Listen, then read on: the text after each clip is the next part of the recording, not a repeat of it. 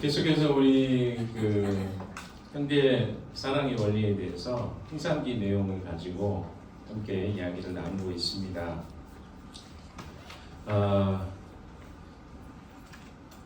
제가 반영을 좀 했습니다. 글씨가 너무 작다 그래가지고 글씨를 좀 키웠는데 너무 키운 것 같기도 하고.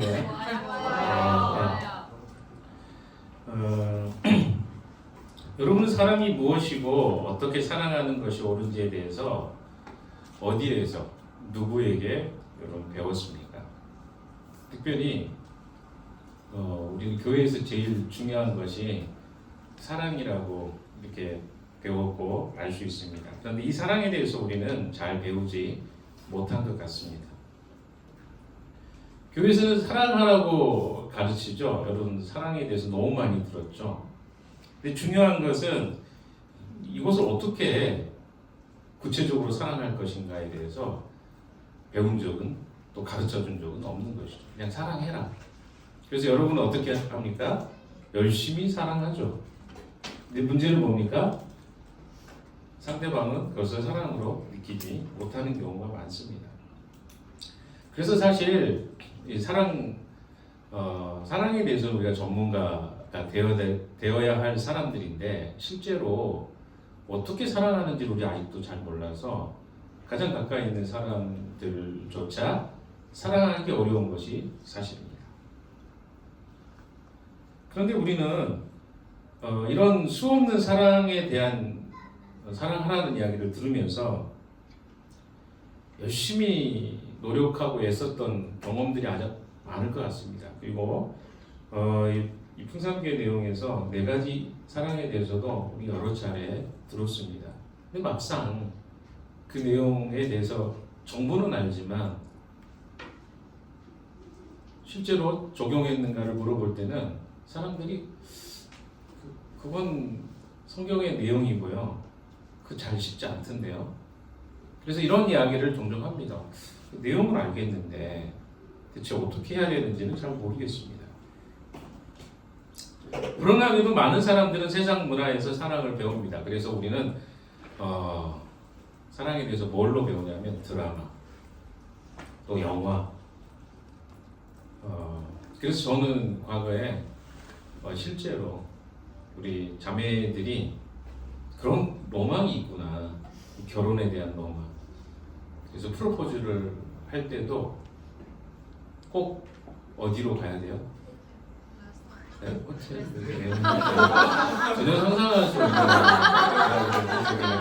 있는 차 뒤로 가서 트렁크를 살짝 열면 싹 올라오고 진짜 그런 꿈을 꾸는 지체들이 있더라고요. 그러니까 이게 다 어디서 배웠을까?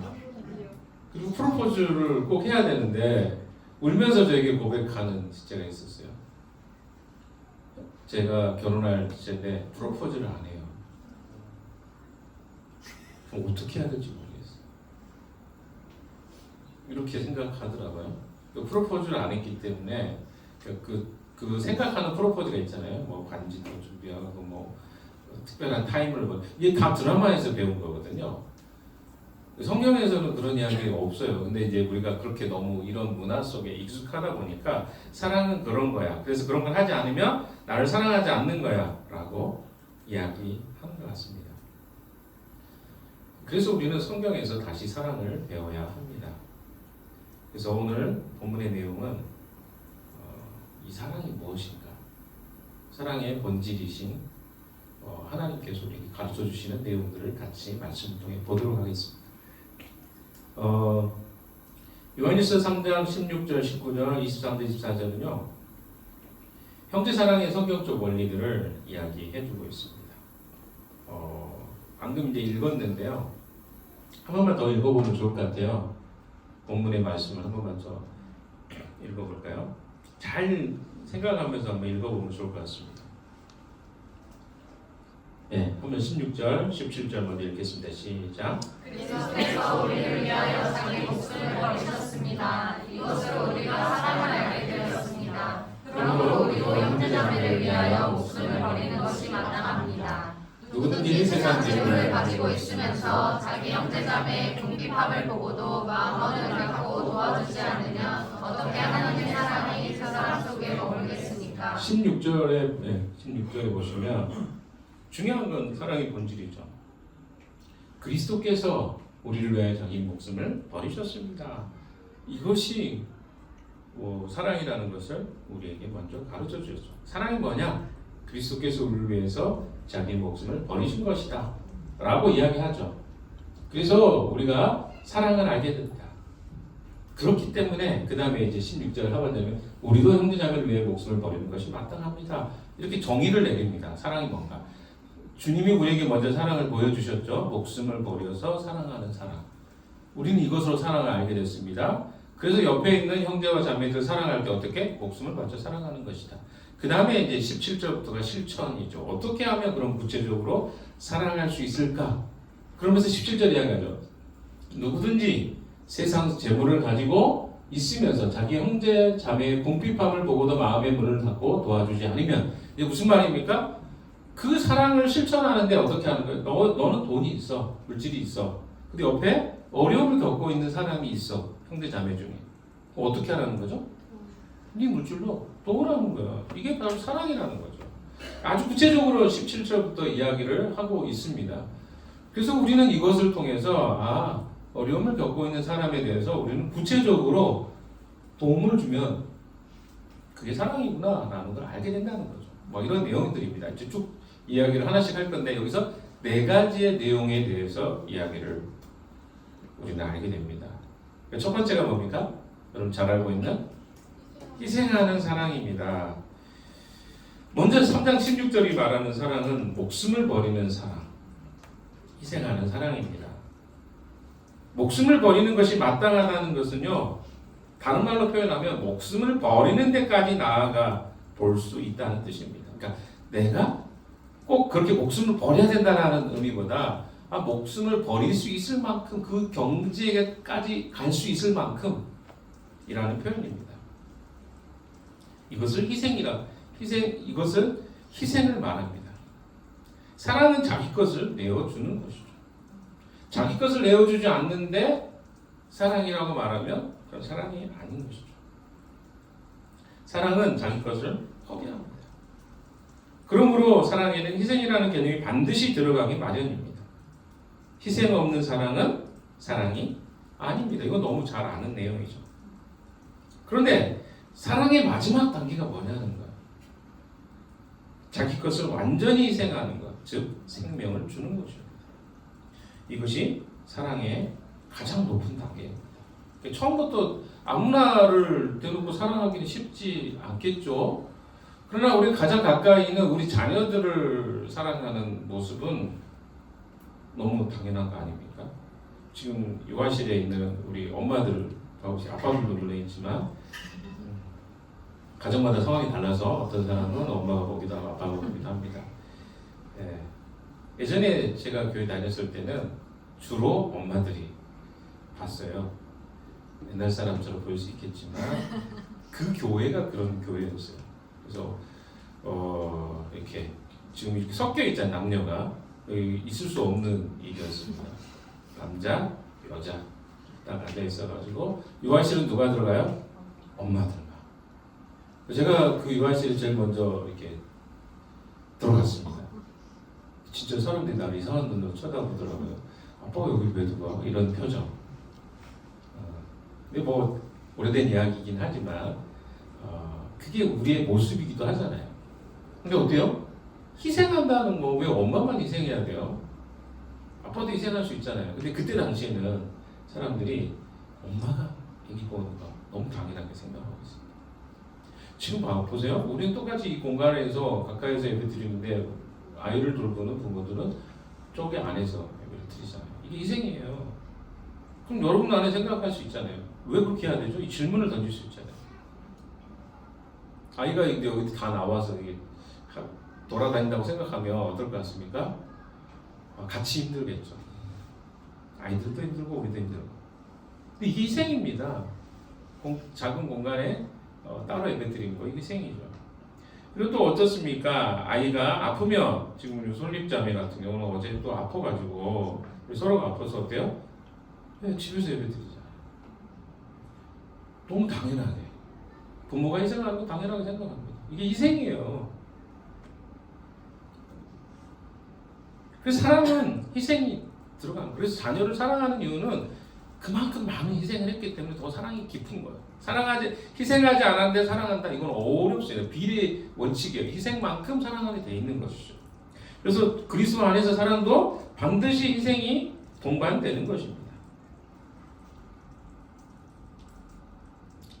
이 시대의 사람들은요, 느낌이 오는 사랑을 합니다.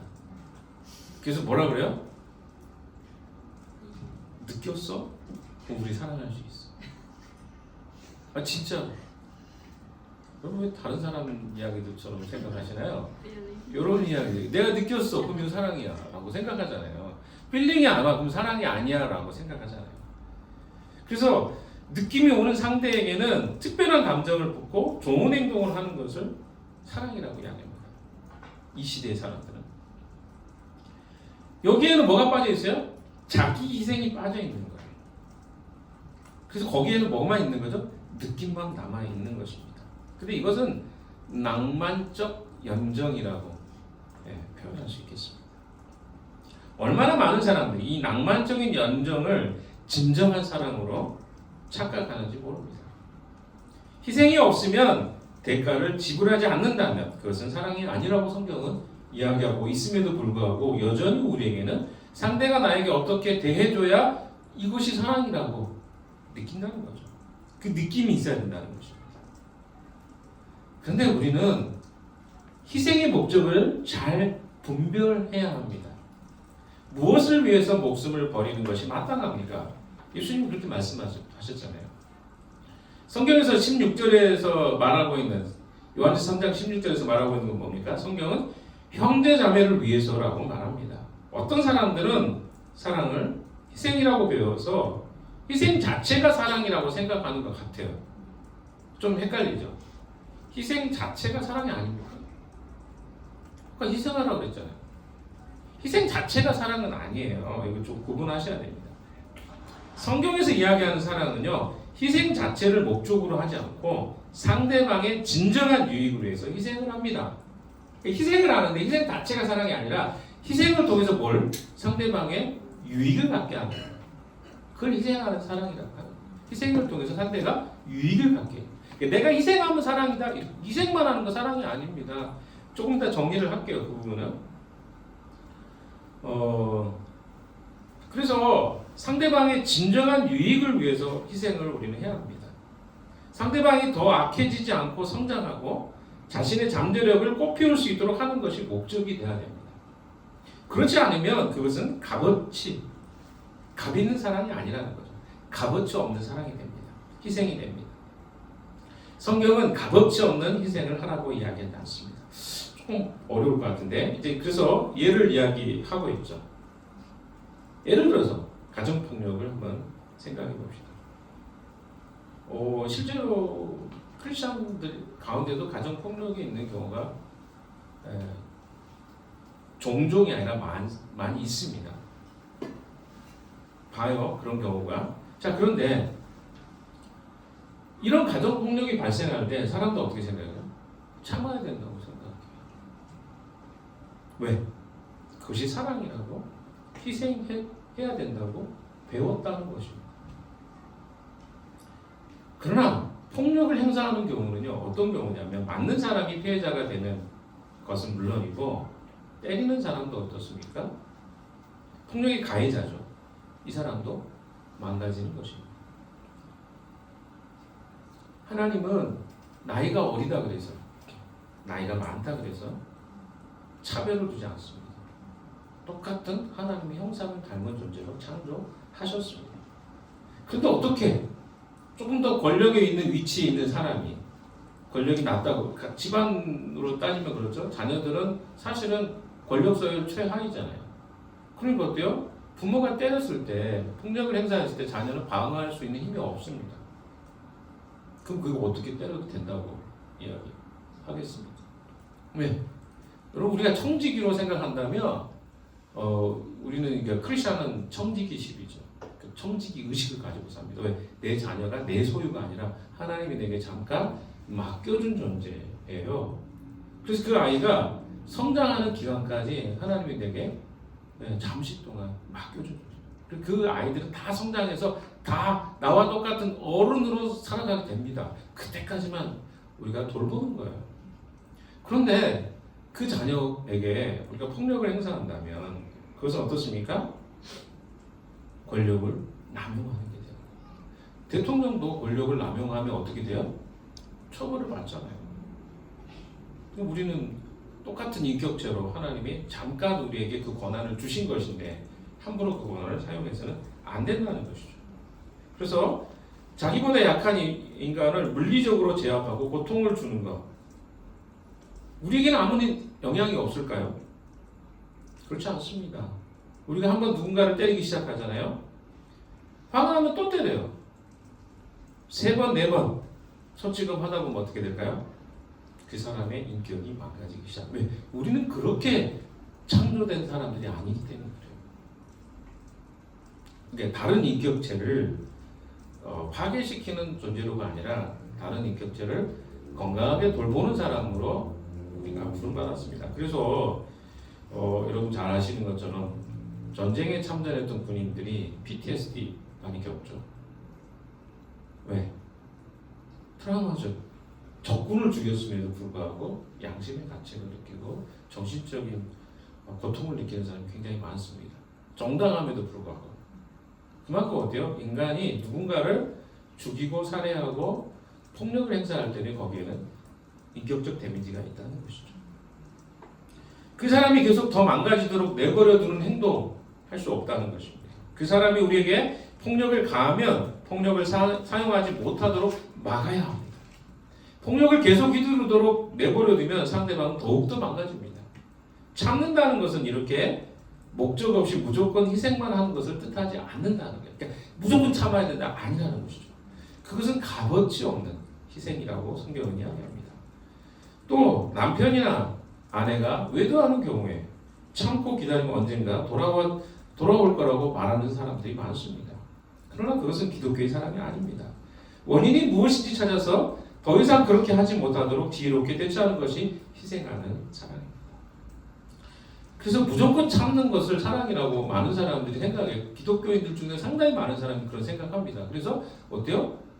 내가 누군가를 사랑하는데 내가 잘 할 수 없는 상황에도 무조건적 사랑이 자기는 그럼 망가지면서 그런 사랑이라고 말하지 않습니다.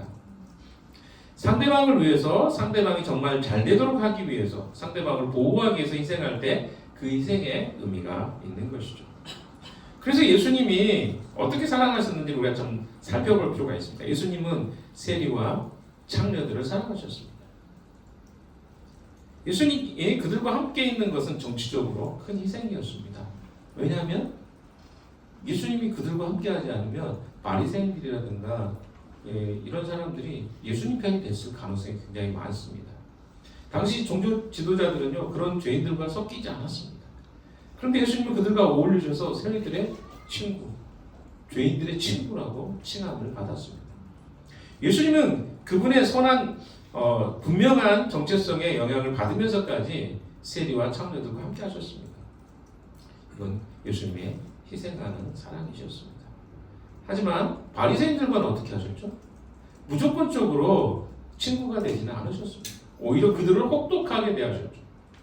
그래서 그들을 독사의 자식이라고도 말씀하셨습니다. 심한 욕을 하신 거죠. 왜 예수님은 바리새인들에게 이렇게 하셨을까요? 바리새인들은 자기 의가 너무 강해서 그들을 가르쳐서 깨달아질 존재가 아니었습니다. 그걸 예수님이 아신 거죠. 그래서 그들이 하나님을 발견하려면 무너뜨려야 된다고 예수님은 생각하셨어요. 그래서 그들과 정면으로 예수님은 충돌하셨습니다. 이것이 예수님의 사랑의 방법이었습니다. 그러니까 때로 상황에 맞게 다르게 대하셨다는 거죠. 그 결과 그들의 미움을 갖고 예수님은 십자가에 못 박혀 죽으셨죠. 이것이 예수님의 희생입니다. 그런데 훗날에 어떻습니까? 니고데모도 그렇고 아리마디 요셉도 그렇고 유대인들이에요. 그들 회심하고 예수님께 돌아와요. 예수님의 희생의 사랑이 그들에게 궁극적으로 영향을 미쳤다는 것입니다. 그래서 희생은 무조건 참는 것이 아니라는 것을 좀 기억하시면서 여기서 질문 타임을 좀 갖겠습니다. 네. 질문 좀 올려주시겠어요? 네. 질문. 지금 내가 하고 있는 사랑은 바른 희생적 사랑입니다. 바른 희생적 사랑을 위해서 내가 하고 있는 사랑을 어떻게 바꾸면 상대방의 유익을 위한 희생적 사랑이 될까요? 네. 옆에 있는 사람들과 함께 조금 옆에 같은 줄에 있는 사람들하고 좀 나누면 하면 좋을 것 같은데 종석이가 이쪽으로 좀 와서 네. 같이 세 명 정도 같이 좀 할까요? 한 5분 정도만 제가 시간을 드리겠습니다. 그래서 질문에 네, 내용을 보세요. 지금 내가 하고 있는 사랑은 바른 희생적 사랑. 그러니까 여러분의 그 사랑을 하고 있는 어떤 것도 있을 거 아니에요? 그 사랑이 희생적 사랑입니다. 바른 희생적 사랑을 위해서 내가 하고 있는 사랑을 어떻게 바꾸면 상대방의 유익을 위한 희생적 사랑이 될까? 조금 추상적이긴 하지만 여러분의 구체적인 내용을 담아서 질문을 하시면 될 것 같아요. 네. 5분 드리겠습니다. 할까요? 네. 두 가지의 생각이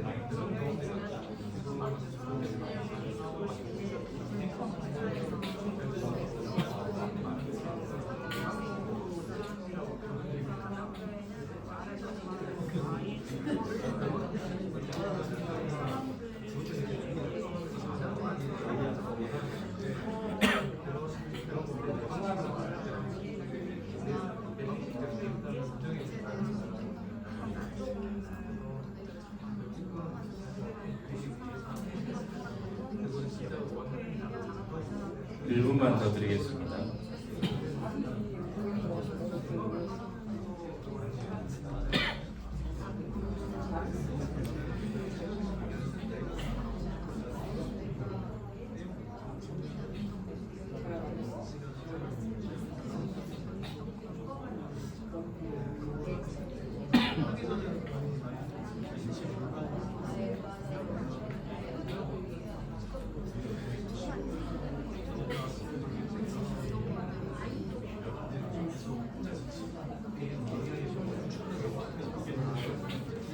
예. 못다한 이야기는 나중에 드시고요. 두 번째 사랑이 있죠. 첫 번째가 희생하는 사랑이었고 두 번째가 진실한 사랑입니다. 3장 18절에 보시면 우리는 말이나 힘으로 사랑하지 말고 행동과 진실함으로 사랑합시다 라고 말합니다. 사실 진실이라고 하는 것은 아주 어려운 말입니다. 진실하다 라고 하는 말이 되게 어려운 말이죠. 사실 사람이 진실한지 아닌지를 어떻게 우리가 알 수 있습니까? 어렵죠. 너 진실해? 라고 그러면 다 진실하다고 그러지 가짜라고 난 진실하지 않아 라고 말하는 게 거의 없을 거예요. 이거 어떻게 이 진실함에 대해서 평가할 수 있겠습니까? 진실한 사랑이라는 말을 우리 손에 좀 잡힐 수 있는 말을 바꾸어 보면 투명한 사랑이라고 말할 수 있습니다. 투명성이란 겉과 속이 같다는 것이죠. 물고기도 그 투명한 물고기도 있죠. 뱃속이 훤히 보이는 그런 고기들도 있잖아요. 네. 그래서 우리 속을 다 보여주라 그런 말은 아닙니다. 다른 사람을 사랑할 때 다른 숨은 목적을 가지고 사랑한다면 그 사랑은 진실한 사랑, 투명한 사랑이 될 수 없다는 것입니다. 그런데 다른 목적을 가지고 사랑하는 것. 다른 사람을 사랑함으로써 자신이 유익을 얻는 경우가 있죠. 사랑을 해서 유익을 얻는 경우가 있습니다. 경제적인 이익을 얻기 위해서 그렇게 하기도 하고 무엇보다 다른 사람의 인정을 받기 위해서 그렇게 합니다. 그러니까 내가 열심히 노력하면 다른 사람이 나를 인정해줘요. 그것 때문에 사랑하는 경우도 있어요. 왜? 인정받으려. 아니 여러분 인정의 욕구가 없습니까? 엄청나게 많을걸요. 대부분의 사람들이 다 인정의 욕구 때문에 목말라 살잖아요. 뭐 그런 표현이 좀 그렇습니다. 트럼프 대통령도 아빠에게 그렇게 사랑을 많이 못 받은 것 같아요. 그래서 그 사랑을 다른 표현으로 한다는 이런 해석을 제가 들은 적이 있어요. 그러니까 우리에게는요 아주 참 유치할 수 있지만 나이가 들어도 어려도 다 인정받고자 하는 욕구가 굉장히 강합니다. 그래서 어떤 경우는 자신의 가치를 스스로 확인하고 싶어서 사랑의 행위를 하기도 합니다. 그런데 진실함은 이런 것들하고는 반대죠. 즉 자신에 대한 관심과 이익 때문이 아니라 사랑을 받는 사람의 유익을 위해서 사랑하는 것이 진실한 사랑입니다. 그러니까 나를 위해서 사랑하는 게 아니고 누구를 위해서? 상대의 유익을 위해서 사랑하고 이걸 진실한 사랑이라고 합니다. 이런 진실함은 어떤 면에서 조작하는 것과 반대적인 의미라고 할 수 있습니다. 조작하는 거 있잖아요. 어떤 사람의 말이나 행동이 액면 그대로 와닿지 않고 저 말의 진위가 뭘까? 저 사람 왜 저런 행동을 할까? 하는 생각이 든다면 상대방이 투명하지 않다는 증거일 수 있습니다. 그러니까 내가 말했는데 그 말의 의미가 잘 모르겠는가? 말은 이렇게 했는데 행동은 다르게. 우리는 헷갈리죠. 이 사람을 우리가 투명한 사랑을 하고 있다고 말하기 어렵습니다. 개스를 해야 되는. 이 사람 이런 거 아닌가? 그럴 때 힘들어요, 사람은. 이 사람이 말한 대로 살면 좋은데 말한 대로 안 살고 행동과 말이 막 다른 느낌이 들 때 그걸 우리는 예측을 해야 되잖아요. 이 사람 말하면 이거는 뭐 이런 건가? 이런 거 저런 건가? 이렇게 하는 것을 투명하다고 말하지 않습니다. 그래서 서로 대화할 때 내가 이렇게 말하면 상대방이 저렇게 이야기할 거고 내가 그럴 땐 이렇게 이야기해야 되지 라고 대화는요 서로 뭐요? 피곤한 대화예요. 방어하고 막 뭘 이렇게 이야기하면 나도 이렇게 말해갖고 이걸 내가 이겨내야지. 그래서 싸우는 대화죠. 그래서 종종 저에게도 그런 표현을 합니다. 우리 지체들 중에도 종종 그렇게 이야기해요. 제임스한테 어떻게 말해야 내가 원하는 걸 얻어낼 수 있을까? 진짜 그렇게 말하는 경우가 있어요, 종종. 근데 뭐냐면 내가 못하겠다는 말을 이렇게 해야 되는데 그 말을 직접적으로 못하고 이렇게 돌려서 하는 거죠. 그래서 진짜 네가 하고 싶은 말이 뭐야? 라고 하면 또 돌려요. 그 이야기하다 보면 시간이 굉장히 많이 가는 경우가 있습니다. 그게 뭐예요? 상대방에게 다른 이야기도 안 듣고 내가 원하는 걸 획득하기 위해서 하는 방어적 행동이죠. 저한테 얻을 것도 별로 없는데 굳이 그렇게까지 말 돌리지 않고 이야기도 되는데 그리고 이게 습관이 된 사람은 이게 쉽지 않은 거예요. 이런 것들을 조장애라고 할 수 있습니다. 다른 사람이 무언가를 해주는 경우에도 다른 사람을 우리 마음대로 움직이고 싶기 때문에 그렇게 하는 경우가 있습니다. 그래서 내가 이 사람 너무 잘해줘요. 그 다음에 어떻게 해요? 내가 원하는 것을 이 사람이 행동하도록 하기 위해서 잘해주는 사람도 있습니다. 이런 사람은 투명하지도 진실하지도 않습니다. 실제로 이런 경험들을 여러분 많이 하실 것 같아요.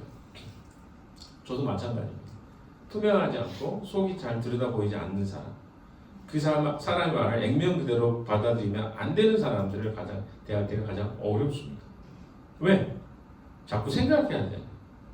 그리고 제가 목사이기 때문에 저에게 또 잘 보이려고 하는 사람도 의외로 많습니다.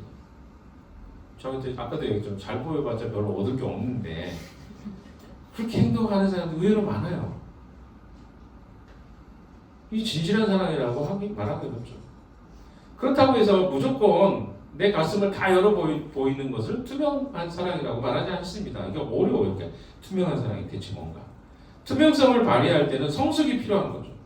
그러니까 내가 어떤 어려운 나눔을 했어요. 내 인생에 진짜 힘든 나눔을 했어요. 근데 그것을 상대는 그게 뭐 어때서? 다 그렇게 사는 거 아니야? 너만 힘든 거 아니야? 이렇게 말하면 어떻게 돼요? 상처가 되죠. 이렇게 표현하는 사람이 의외로 많습니다.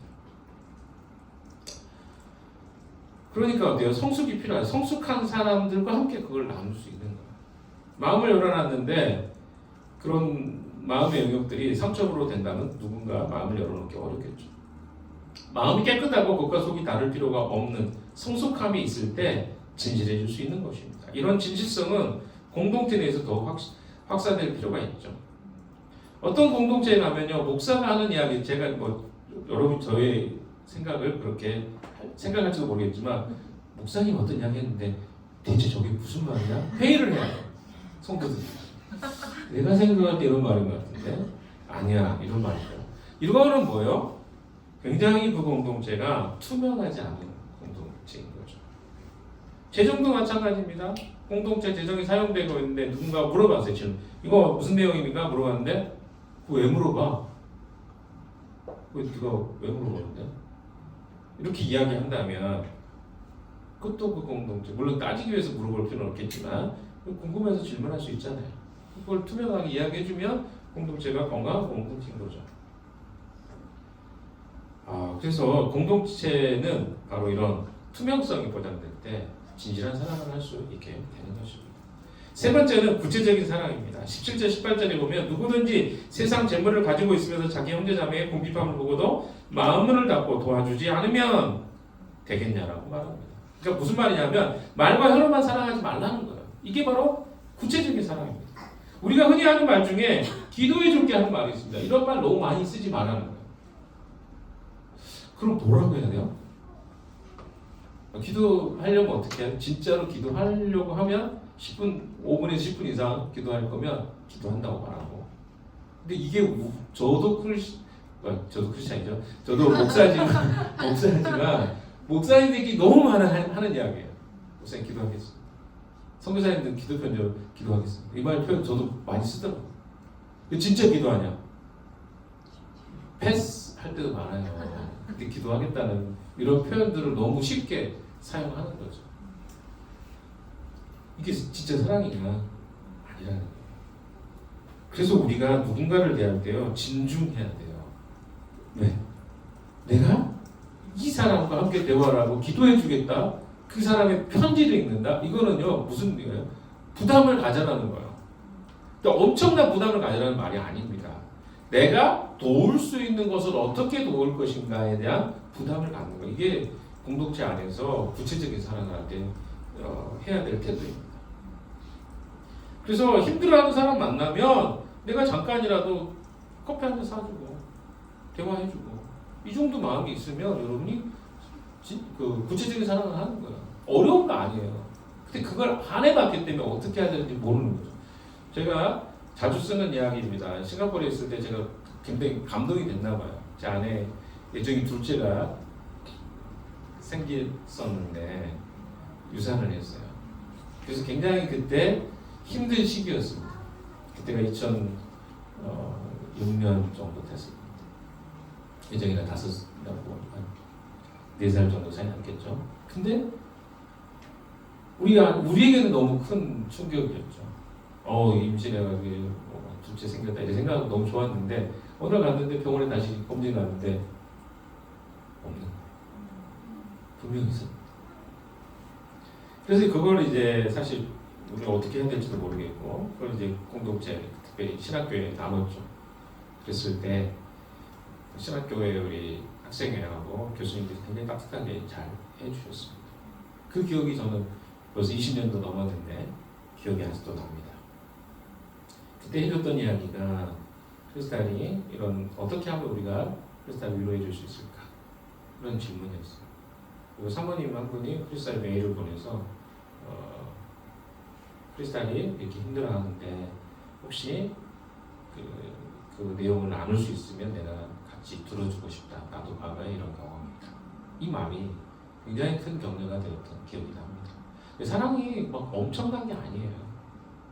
그래서 크리스탈에게 그때 학생회에서 찬양 테이프, 제가 크리스탈 찬양을 좋아하니까 영화 찬양 테이프 하나하고 학생회에서 헌금했던 내용들 저희한테 전달해 줬어요. 신학교에서. 근데 그게 되게 감동이 되더라고요. 그거 구체적이에요. 그게 사랑이라고 저는 배웠습니다. 마지막 네 번째는 중심 있는 사랑이죠. 23절, 24절 한번 볼까요? 말씀으로. 23절, 24절. 말씀을 봅시다. 같이 한번 내용 읽어보도록 하겠습니다. 떴나요? 시작. 하나님의 계명은 이것이 곧 그 아들 예수 그리스도의 이름을 믿고 그리스도께서 우리에게 명하신 대로 서로 사랑하는 것입니다. 그리스도의 계명을 지키는 사람은 그리스도 안에 있고 그리스도께서 그 사람 안에 계십니다. 그리스도께서 우리 안에 계시다는 것을 그가 우리에게 주신 성령으로 우리는 압니다. 자, 이건 뭡니까? 하나님의 계명은 이것이니 이렇게 이야기하고 있죠. 네 번째 사랑의 특징은요, 중심 있는 사랑입니다. 23절에 나와 있는 대로 하나님의 계명은 그 아들 예수 그리스도의 이름을 믿고 그리스도께서 명하신 대로 서로 사랑하라는 것입니다. 이게 무슨 말입니까? 우리의 사랑의 중심이 딱 잡혀 있어야 되는데 그게 뭡니까? 그리스도 예수의 이름을 믿고 그래서 서로 사랑하는 거예요. 그러니까 우리 안에 그리스도를 믿지 않고 서로 사랑하면 이게 사랑이 온전할 수가 없죠. 그러니까 서로 믿지도 않는데 어떻게 사랑해요? 그러니까 크리스천 커뮤니티의 가장 기본적인 건 그리스도를 우리가 믿고 신뢰하는 것. 예수님이 누군지 잘 몰라요. 사랑이 어렵습니다. 공동체 안의 사랑은 기본적으로 뭐요? 그리스도 안에서 사랑하는 거라는 것이죠. 그래서 24절에 나와 있는 대로 그 계명을 믿고 사랑했기 때문에 우리가 그리스도 안에 있고 그리스도도 우리 안에 있게 되어서 성령으로 그 사실을 확신하게 된다는 것입니다.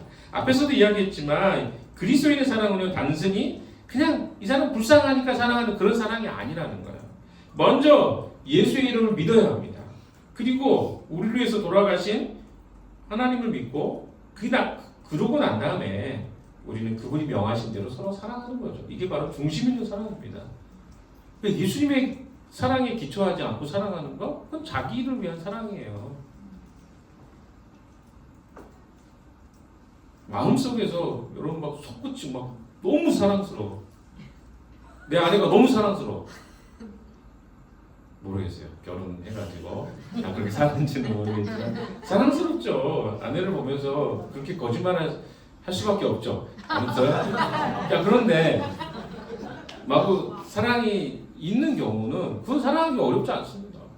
근데 사랑하기 어려울 때가 있잖아요. 저도 결혼 생활 27년 했는데 27년째입니다. 근데 크리스탈이 사랑스러워 보이잖아요. 근데 늘 사랑스럽지만 않아요. 싸울 때는요 지옥이 왔다 갔다 근데 우리가 지옥 속에 있는 것 같은 느낌이 들 때가 있어요. 이게 우리의 현실이에요. 왜 우리가 좋기만 하겠어요? 그때 어떻게 사랑할 거냐는 거예요. 저 주례 때도 여러 번 제 주례를 받은 친구들이 있으니까 그때 이야기하지만 우리는 사랑 때문에 결혼하는 거 아니에요. 사랑은 어느 한순간에는 그 사랑이 우리의 삶을 차지하지만 그렇지 않을 때도 많잖아요. 그럴 때 어떻게 사랑할 거냐는 거죠. 이건 사랑이 아니에요. 사랑이 막 속 붙여가지고 사랑하는 거? 이거는 그냥 모르겠어요. 무슨 에너지가 있어 사랑하는 거죠. 그런데 하나님 우리를 사랑하셨기 때문에 다른 사람을 사랑하기로 결단하는 것, 이게 사랑이라는 거예요. 그리스도 중심의 사랑이에요. 그러니까 내가 사랑이 안 하고 싶어. 근데 사랑하는 것, 그게 사랑인데, 그러면 여기서 충돌이 생기잖아요. 그러니까 할 수 없는데 하라는 겁니까? 예, 그 말이에요. 그게 무슨 말이냐면 믿음으로 사랑하는 거예요. 이거 어렵습니다. 믿음이 어려운 거잖아요. 믿음이라는 건 뭐예요? 내가 느끼는 것은 이게 현실적으로 안 믿어지는데 말씀이 이야기하시는 걸 붙잡는 게 믿음이잖아요. 똑같아요. 내가 아내와 싸울 때 그때 여러분 아마 굉장히 여러분 안에 있는 코끼리들이 날뛸 거예요. 감정의 코끼리가. 코끼리가 날뛸 때는요. 코끼리 감정 먼저 사그라뜨리는 게 먼저 중요한 것 같아요. 그때 대화해가지고는 대화가 안 되더라고요. 제가 27년 동안 싸워보니까 결론은 이때는 안 되는구나. 그래도 그 순간에는 막 코끼리를 대놓고 막 나도 코끼리가 돼서 싸우는 거죠. 두 코끼리가 날뛰면 절대 해답이 없습니다. 그런데도 싸워요. 왜? 내가 그렇게 느끼는 거니까. 답을 잘 못 찾아요. 그럴 때 우리가 어떻게 살아가냐? 그때요, 제가 그 아내랑 싸울 때 정말 믿음으로 기도하게 돼요. 왜? 현실에 보여지는 이 감정이 나를 지배하지만 주님 그래도 주님의 말씀이 분명하기 때문에 내가 이 상황에서 답을 얻고 싶습니다. 이 기도를 합니다. 쉽지 않아요. 그 순간에 그게 됩니까? 잘 안 되죠. 그런데 그럴 때 놀라운 일이 일어납니다. 어떤 일이 일어날까요?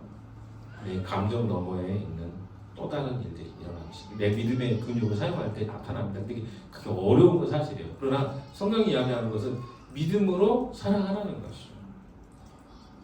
결단하는 거예요. 하나님 명하신 대로 사랑하겠다고. 사랑하고 싶은 마음이 생길 때까지 기다려가지고는요, 사랑할 수 없습니다. 이게 성경적 원리예요. 사랑할 수 없어요. 기다려서는. 어떻게 하라는 거죠? 사랑은 우리 속에서 나오지 않아요. 사랑의 본질은 하나님으로부터 옵니다. 그래서 하나님께로부터 사랑이 오기 때문에 하나님 우리를 사랑하셨다는 것, 그것이 중심이 되게 해서 우리 각자가 다른 사람을 사랑하기로 결단하는 것입니다. 그래서 아까 다시 이야기하면 마음속에 사랑이 막 이렇게 차올라서 누구를 사랑하는 거 누가 못합니까? 저요? 애기들 우리 아이들 있잖아요. 사랑스러워요. 우리 개부장이 우리 서로 얼마나 사랑스럽습니까? 요즘에 갈수록 사랑스러워져요. 말도 막 잘하잖아요. 근데 보세요. 아이들을 사랑하는 거 우리 입장에 쉬워요. 왜? 아이가 우리를 공격하진 않잖아요. 그건 사랑 못합니까? 미안합니다. 부모들 중에 사랑이 안 되다 막 미워서 막 그러기도 하겠죠. 그러나 외부적 입장에서 봤을 때 사랑하기 쉬워요. 근데 중요한 건 뭐예요? 나에게 별로 사랑할 가치가 없어 보이는 사람을 사랑하는 거 이거 어렵단 말이에요. 그거 어떻게 사랑하겠냐는 거죠.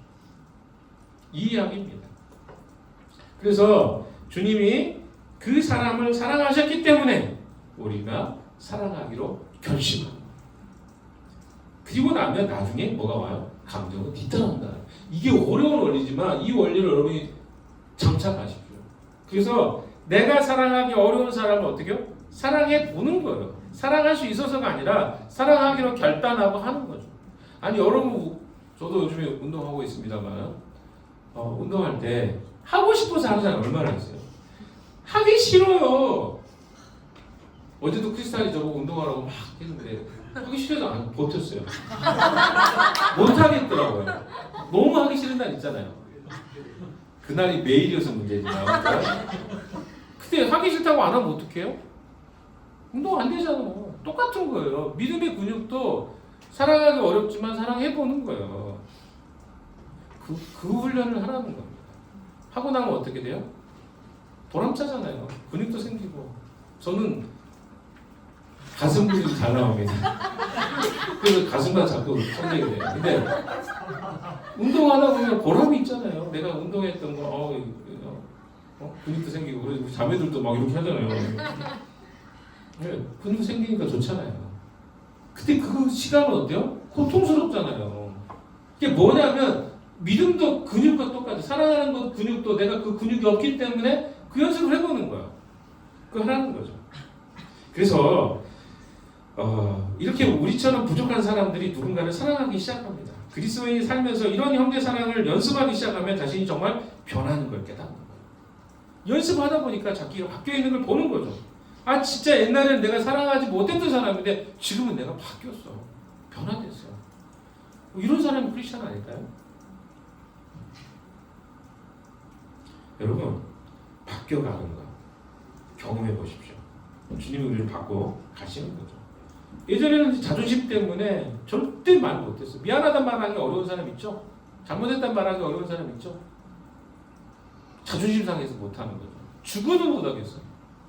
근데 여러분 주님이 우리를 자존심 내려놓고 사랑하셨잖아요.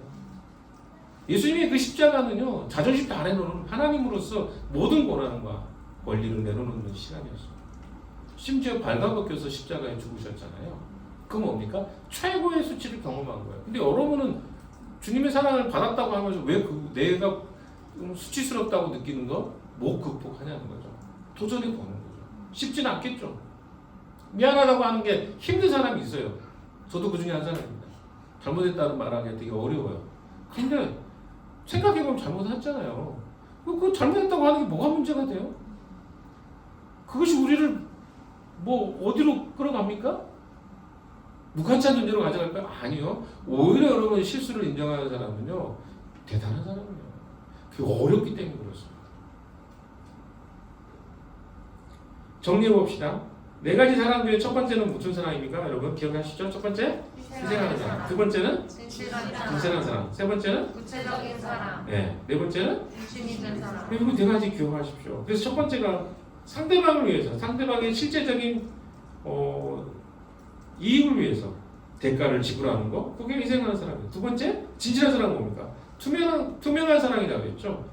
다른 숨은 동기가 있거나 꾸미거나 조작하지 않는 사랑이라고 했습니다. 그래서 상대방을 진정으로 염두에 둔 진실한 사랑입니다. 세 번째는 뭐라고요? 구체적인 사랑. 사랑은 말로 때우는 것이 아닙니다. 행동으로 실제적으로 구체적으로 나타나야 되는 것이 사랑이죠. 네 번째는 중심 있는 사랑입니다. 사랑은 우리 자신에게 나오지 않고 하나님께로 옵니다. 하나님을 바라보고 그분께 순종하기 때문에 우리가 사랑할 수 있습니다. 이것이 예수님이 가르쳐 주신 사랑입니다. 그래서 자 이제 적용을 해볼까요? 마지막 결론으로. 사랑은 느낌을 쫓아 자연스럽게 일어나는 것이 아닙니다. 아니 우리 결혼한 사람도 있으니까 한번 이야기해 봅시다. 결혼 몇 년 차에 따라 다르겠지만 아직도 내 아내가 쳐다볼 때마다 바라볼 때마다 뜨겁게 사랑이 일어난다고 생각하는 사람 조용히 마음속에 손을 한번 들어보세요. 근데 이게 한계가 있는 거예요. 시간 한시적인. 제가 솔직히 이야기하면 제가 27년 됐는데 아내를 바라보면서 막 그 신혼 때 느꼈던 그 사랑이 느껴지진 않아요. 그것만 사랑이 아니기 때문에 제가 이야기하는. 그러니까 우리가 느끼는 그 어떤 남성과 여성으로 느끼는 그 사랑은요 한시적이요. 그럼 우리가 엔돌핀이 돌기 때문에 한 2년 정도 간다고 합니다. 근데 그러고 나면 어떻게 살 거냐는 거죠. 내 감각적으로 그 느껴짐이 않는데 어떻게 살 거예요? 우리 수빈이는 아직 그 엔돌핀에서 벗어나지 못했을 수도 있어요. 그런데 이미 벗어났을 수도 있고요. 그건 잘 모르겠어요. 물어보지 않았기 때문에 1년이 아직 안 됐으니까 그럴 수 있죠. 근데 그 엔돌핀이 사라지고 내 안에 있는 그 호르몬 현상이 사라지면 어떻게 사랑할 거냐. 그래서 사랑은 결단으로 시작하고 인내로 유지되고 지혜로 성숙하는 것이 사랑이라는 것입니다. 결단으로 사랑을 시작하는 거예요. 내가 사랑하기로 결단해야 사랑이 되는 겁니다. 그때부터 사랑이 시작해요. 그리고 인내함으로 유지가 돼요. 인내해야 되죠. 사랑하기 어렵더라도 지혜로 성숙해져 가는 것이 사랑입니다. 그래서 그리스도인 공동체는 이런 사랑을 배우고 실천할 수 있는 최고의 환경이죠. 어느 사회에서 사랑에 대해서 이렇게까지 많이 이야기를 합니까? 교회에서 이야기하는 거죠. 교회는 바로 이렇게 사랑하는 법을 배우는 것입니다. 그래서 교회는 위선적이고 부족하고 남을 조작하는 사람들, 거칠고 자기 멋대로 사는 사람들이 모인 곳입니다. 사실 우리도 다 그런 사람들이죠. 그래서 이게 무슨 공동체야? 라고 이야기하는 사람들도 있습니다. 왜? 옆에 사람 보다 보니까 다 이 사람 투명하지 않는데요? 이 사람 구체적으로 사랑 안 하는데 희생 안 하는데요? 그리스도 중심이 사랑도 아닌 것 같은데 이런 사람들이 천지예요 우리 주변에. 그래서 이런 표현들을 할 수도 있습니다. 하지만 그 사람들을 하나님의 공동체로 부르셨어요. 부족한 사람들이 모여 있는 공동체입니다. 거기서 부족한 사람들이 함께 사랑을 배워 나가는 것입니다. 사랑을 배우는 곳이 두 곳이라고 했습니다. 첫 번째 어디라고 했어요? 가정입니다. 가정에서 우리는 사랑을 배웁니다. 그런데 때때로 가정이 온전한 역할을 하지 못할 때가 있어요. 그때 어디서 사랑을 배웁니까? 교회를 통해서 사랑을 배우게 되죠. 이 두 군데에서 사랑을 배우지 못하고 우리는 사랑을 배울 수도 가르칠 수도 없게 된다는 것입니다. 가정에서 못 배웠으면요, 교회에서 사랑하는 법을 배워야 합니다. 이렇게 배운 사랑으로 가정과 사회에서 사랑하는 법을 배우고 가르치십시오. 이렇게 우리가 사랑의 전문가가 되어져 갈 거라고 생각합니다. 이 한 주 동안 네 가지 사랑을 어떻게 내가 적용해 볼까? 누구에게 적용해 볼까? 고민해 보십시오. 머리로만 고민하지 말고 실제로 실천해 보십시오. 그럼 어떻게 될까요? 그것이 잘하게 될 겁니다. 운동도 저 운동 시작한 지 3주, 4주째 되거든요. 잘 모르겠죠. 잘 태가 안 나죠. 이제 제가 1년을 꾸준하게 하면 태가 나겠죠. 똑같습니다. 한 주 사랑해가지고 태가 안 나요. 계속 사랑해 보십시오. 그 사람이 사랑의 사람이 되어 있을 것입니다. 그래서 이 한 주 동안 계속 적용하는 걸 해야 돼요. 제가 신학교에서 배운 게 우리가 보통 이걸 실천신학이라고 하거든요. 실천신학은 뭐냐면 이념적으로 생각하지 않고 내가 배우고 있는 원리를 삶에서 적용하는 걸 실천신학이라고 합니다. 여러분 삶 속에서 실천하는 걸 배우십시오. 제가 공부할 때도 늘 그랬어요. 교수님이 레포트 쓴다면 맨날 그래서 너는 어떻게 할 거야? 일주일 동안 어떻게 할 거야? 그럼 제가 레포트에 늘 아내 뭐 엄마를 해줘야 되겠다. 늘 아내 이야기하는. 근데 나중에 지쳐요. 이거 거짓말이거든요. 레포트 쓰려고 했던 내용들인데 이게 쉽지 않더라고요. 근데 우리 같이 공부했던 간사님들 다 똑같이 씁니다. 아내한테 맨 아내한테. 근데 그게 쌓여갔으면 엄청났겠죠. 근데 숙제하다 보니까 그냥 숙제로 썼던 게 되게 많아요. 여러분도 아마 그럴 것 같아서 제가 이야기 드리는 거예요. 그냥 숙제로만 생각하지 말고 한번 적용해 보십시오. 내가 이 한 주 동안 어떻게 적용한 것인가. 고민해 보면 여러분 되시기를 주님의 이름으로 축원합니다. 기도하겠습니다. 하나님 아버지 우리에게 사랑에 대해서 가르쳐 주시니 감사합니다. 잘 알지 못했던 사랑을 우리의 삶에서 실천하고 살아갈 수 있는 저희들 되게 해주시고 무엇보다 주님이 먼저 그 사랑의 본이 되셨음에 감사합니다. 이 한 주간도 그렇게 살아가는 저희들 되기를 소망하며 예수 그리스도 이름으로 기도했습니다. 아멘.